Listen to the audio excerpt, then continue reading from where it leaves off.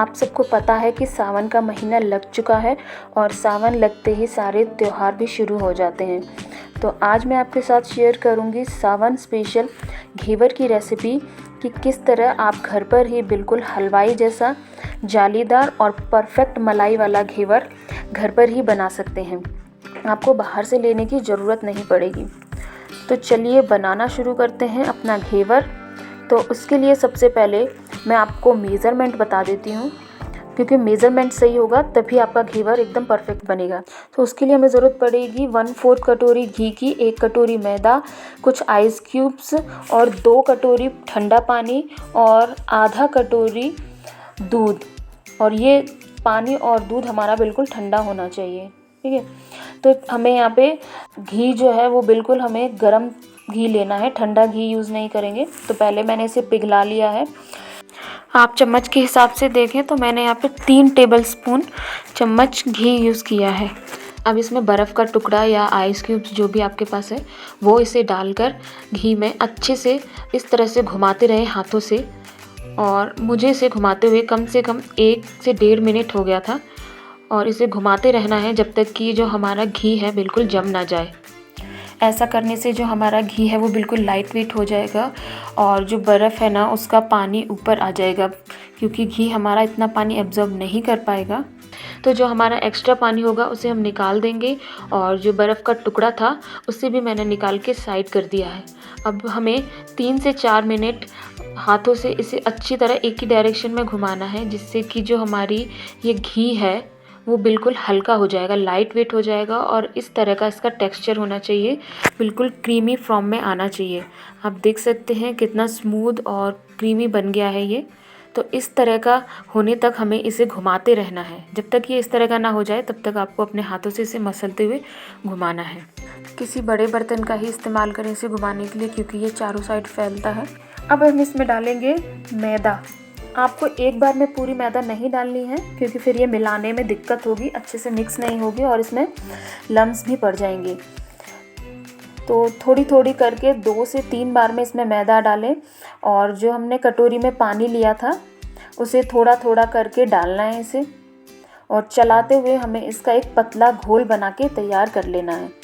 अगर आप मेज़रमेंट मेरी तरह रखेंगे, जो मेज़रमेंट मैं आपको बता रही हूँ ना, आपको सेम उसी मेज़रमेंट से बनाना है, तभी आपके घेवर बिल्कुल जालीदार और अच्छे से बनेंगे।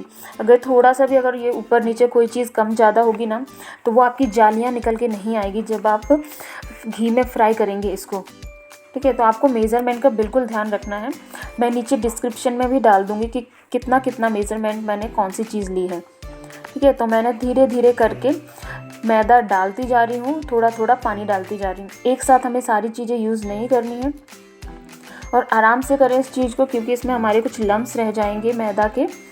तो उसकी भी कोई टेंशन वाली बात नहीं है, क्योंकि आगे चल के हम इस मिक्सचर को छानने वाले हैं। तो जो बचे कुचे लम्स भी हैं वो हमारे निकल जाएंगे चलनी में से। अब जनरली क्या होता है, जो हलवाई होते हैं ना वो इसमें बेसन भी यूज़ करते हैं, जिससे कि जो हमारे घेवर हैं वो ज़्यादा कुरकुरे बने। मगर उससे क्या है ना, वो घेवर हमारे जल्दी टूटने लग जाते हैं। तो अगर आप फर्स्ट टाइम बना रहे हैं, फर्स्ट टाइम ट्राई कर रहे हैं ना, तो बेसन मत ही डालिए। मैं भी बिल्कुल बेसन नहीं डाल रही हूँ। मैंने यहाँ पे 2 कटोरी पूरा पानी यूज़ कर लिया है और अपना 1 कटोरी मैदा भी डाल लिया है। पूरा मैंने अच्छे से मिक्स कर लिया है मसलते हुए। फिर भी थोड़े थोड़े ऐसे लग रही हैं कि गुठलियाँ रह गई हैं, तो आप उसे अपनी हथेलियों से इस तरह मसलते हुए फोड़ लेंगे सभी गुठलियों को। अब इस टाइम पे जब मेरा पानी और मैदा पूरा यूज़ हो गया है, तो हम यहाँ पे दूध भी डाल सकते हैं। मगर मैं दूध अभी इसलिए नहीं डाल रही हूँ क्योंकि मेरा दूध अभी ठंडा नहीं है। मैंने अभी थोड़ी देर पहले दूध गर्म किया था, तो मैंने फ्रिज में निकाल के 1/2 कटोरी दूध रख दिया है, वरना अभी इस टाइम पे दूध डाल के भी हमें मिक्स करना होता है। तो हम दूध बाद में भी डाल सकते हैं, कोई प्रॉब्लम नहीं है। अब इस मिक्सचर को हम अच्छे से छान लेंगे। जो इसमें बचे कुचे हमारे जो मैदा के लम्स रह गए होंगे वो हमारे सारे निकल जाएंगे इस छलनी में से। तो इसे मैंने छान लिया है, ठीक है। अब ये देखिए, ये घोल हमारा ज़्यादा पतला भी नहीं होना चाहिए, बिल्कुल पानी जैसा पतला होगा तो ये तेल में जाके अच्छे से फ्राई नहीं होगा, क्योंकि उसमें हमें दाने दाने की ज़रूरत होती है जिससे कि ये हमारी जालियाँ बने, ठीक है। अब हम इसे फ्रिज में रख देंगे ठंडा होने के लिए। जब तक ये हमारा ठंडा हो रहा है तब तक हम चाशनी और इसकी मलाई बना लेते हैं। तो चाशनी बनाने के लिए मैं ले रही हूँ यहाँ पे 1.5 गिलास पानी और उसमें 1 कटोरी भरकर चीनी डाल दी है। मिलाते हुए मिक्स कर लेंगे और अच्छे से उबाल लेंगे। अगर आपके पास केसर है तो आप इसमें थोड़ा सा केसर डाल सकते हैं। मेरा केसर ख़त्म हो गया है तो मैंने यूज़ नहीं किया है। बाद में डाल रही हूँ मैं आधा चम्मच इलायची पाउडर। बस हमें एक तार वाली चाशनी बनानी है, ज़्यादा गाढ़ी नहीं करनी है। और ये हमारी चाशनी बिल्कुल बनके तैयार हो गई है। गैस की फ्लेम को कर देंगे बंद और अब बना लेंगे अपना मलाई। तो मलाई बनाने के लिए मैं रख दूँगी कढ़ाई, उसमें थोड़ा सा पानी डाल रही हूँ जिससे कि जो हमारा दूध है वो नीचे लगे ना। मैं यहाँ पे यूज़ कर रही हूँ 2 लीटर दूध, क्योंकि जितना मैंने यहाँ पे बैटर बनाया है उसमें आराम से 6 से 7 घेवर बन जाएंगे और उसके लिए ये 2 लीटर दूध का रबड़ी आराम से हो जाएगा।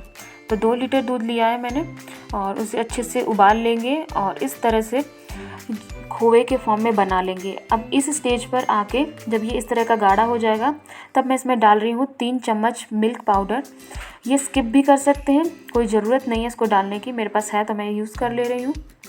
अदरवाइज़ आपके पास नहीं है तो बिना मिल्क पाउडर के भी ये रबड़ी बहुत टेस्टी बनती है। अब इसमें ऐड करेंगे 1 चम्मच भर के इलायची पाउडर, उसे भी अच्छे से मिक्स कर लेंगे, मिला लेंगे। ठीक है, वैसे तो ये रबड़ी जो है वो फीकी होती है जो घेवर के ऊपर लगाते हैं, मगर इसको हल्का सा अगर मीठा बनाएं तो ये बहुत ही टेस्टी लगती है। बस हमें जस्ट इसमें मिठास लेके आनी है, ज़्यादा मीठा नहीं करना है। तो 2 लीटर दूध लिया है तो उसके लिए मैं यहाँ 2 चम्मच चीनी यूज़ कर रही हूँ। अगर 1 लीटर दूध का आप बनाते हैं तो 1 चम्मच चीनी ही डालें। बस हल्का सा हमें इसे मिठास लानी है, ज़्यादा मीठा नहीं करना होता। ठीक है, और चलाते हुए इस तरह से इस फॉर्म में बना लेंगे। आप देख रहे हैं बिल्कुल हमें इसे ड्राई नहीं करना है, क्योंकि अगर ये ज़्यादा गाढ़ा एकदम सूख जाएगा तो ठंडा होने के बाद ये और भी गाढ़ा हो जाएगा, जिससे कि हम जब इसे घेवर पर फैलाएंगे तो ये अच्छे से फैलेगा नहीं। तो हमें इसकी कंसिस्टेंसी ऐसी रखनी है कि जब ये ठंडा हो तो थोड़ा सा नॉर्मल वैसा ही रहे, कि जिससे कि जब हम घेवर पर डालें तो ये अच्छे से फैल जाए। चलिए, यह हमारी रबड़ी भी तैयार हो गई है घेवर के लिए। इसे बर्तन में निकाल के ठंडा होने के लिए छोड़ देंगे।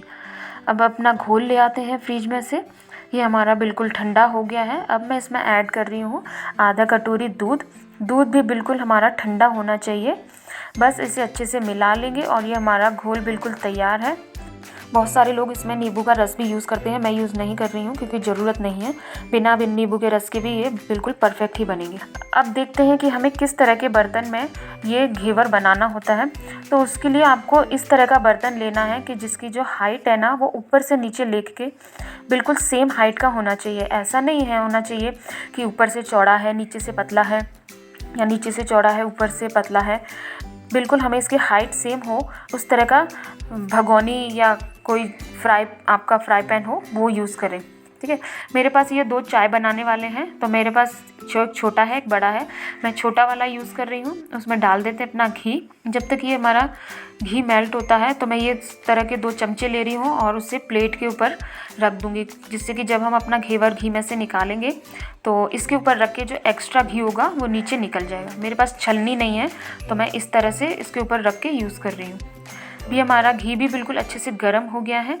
अब इसमें थोड़ा थोड़ा करके, बिल्कुल थोड़ा थोड़ा हमें डालना है चमचे से। इस घोल को सेंटर में डालते जाएं, चारों तरफ नहीं डालना, बीच में थोड़ा थोड़ा डालते जाएं धीरे धीरे करके।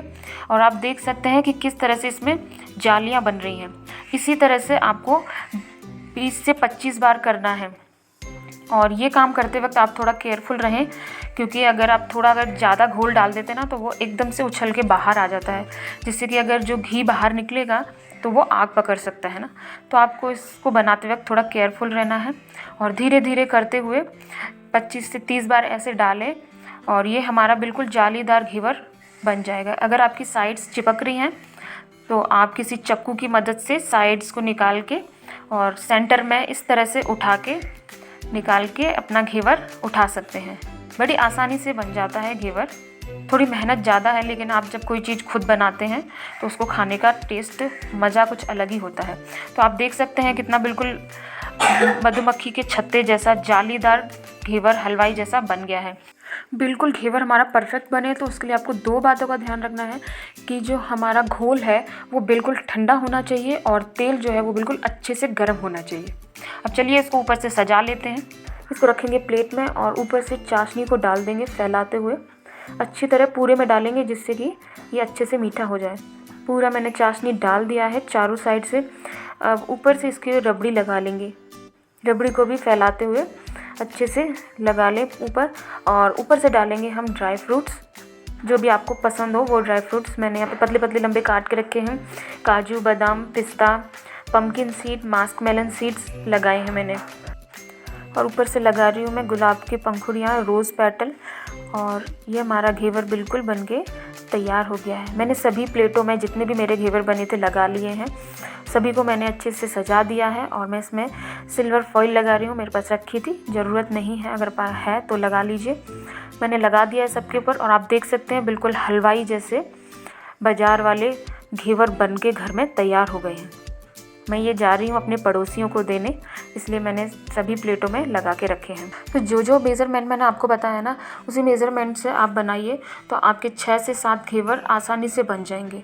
वैसे तो मेरे यहाँ रक्षाबंधन के दिन ही भाई के लिए घेवर लेके जाते हैं, तो इस रक्षाबंधन आप भी घर पर ही बनाकर अपने भाई को घेवर खिलाएं और मुझे कमेंट में बताएं कि कैसे बने हैं। मिलते हैं हम नेक्स्ट वीडियो में with new recipe. Bye bye.